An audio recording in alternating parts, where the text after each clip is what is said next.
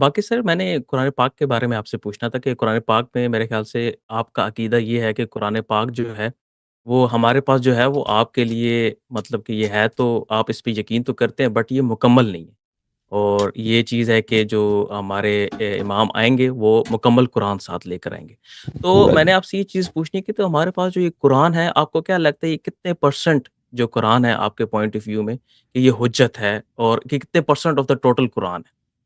قرآن تو سارا کا سارا حجت ہے، ٹھیک ہے نا؟ قرآن کے ایک آیت بھی حجت ہے، آیا نصف آیا، آدھا آیا، اگر کسی موضوع پہ اس کی دلالت کامل ہے وہ بھی حجت ہے۔ قرآن تو پورا اللہ کا کلام ہے، پروف ہے، ٹھیک ہے نا؟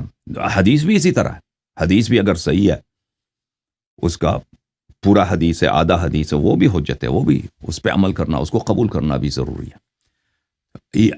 لیکن یہ دیکھیں، یہ میں نے بار بار کہہ دیا کہ امت کے علماء چاہے شیعہ ہوں چاہے غیر شیعہ ہوں، دونوں یہی نعرے لگاتے ہیں کہ قرآن کامل ہے، قرآن کامل ہے۔ دلیل ایک کے پاس نہیں ہے۔ جب دلیل مانگتا ہے نا کہ ویئر از دا پروف، یعنی کوئی ایسی پروف ہو نا کہ اس میں سے کمی نہیں ہوئی ہے، اس میں اضافہ نہیں ہوا ہے، یہ پروف کہاں ہے؟ پروف کچھ کسی کے پاس نہیں ہے۔ اچھا، کم ہونے کے پروف بہت زیادہ ہیں، دلائل بہت زیادہ ہیں فریقین کے کتب میں۔ اور جس طریقے سے قرآن جمع ہوا ہے، جن لوگوں نے جمع کیا ہے، طریق جمع قرآن، طریق تالیف قرآن، اور جن لوگوں نے جمع کیا وہ سب اس بات کی شہادت دیتے ہیں کہ یہ کوئی علمی طریقے سے جمع نہیں ہوا، کہ امانت داری سے جمع ہوا ہو۔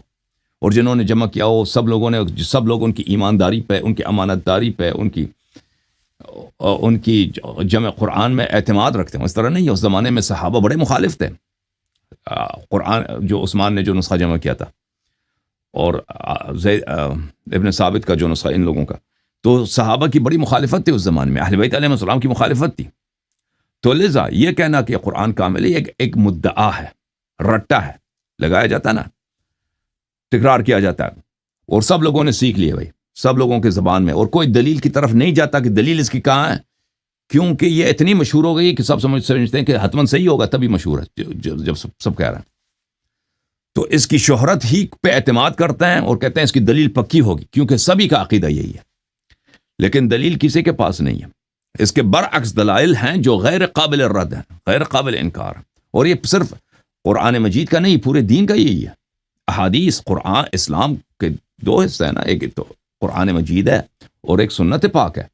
سنت پاک بھی وحی ہے، وما ينطق عن الهوى ان هو الا وحی یوحى، وہ اسی قرآنی کی طرح حجت ہے، وہ بھی ناقص ہے۔ اس طرح نہیں ہے کہ رسول اللہ صلی اللہ علیہ وسلم کے آدھے خطبے یا 10% ہمیں 1% خطبے بھی نہیں پہنچے بھائی، 1% خطبہ بھی نہیں پہنچے رسول پاک صلی اللہ علیہ وسلم کے۔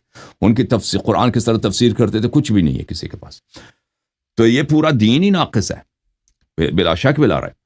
اچھا، تو کیا رسول اللہ صلی اللہ علیہ وسلم نے اس کے لیے کیا اہتمام کیا تھا؟ کیونکہ ان کو تو اللہ کو تو پتہ ہے نا کہ دین کو پروٹیکٹ کرنا ہے اور اس کو سیف گارڈ کرنا ہے، اس کی محافظت کرنا ہے، اور قیامت تک اس کو بغیر کسی آلٹریشن کے، بغیر کسی اضافہ اور حذف کے، اس کے لیے کیا جائے۔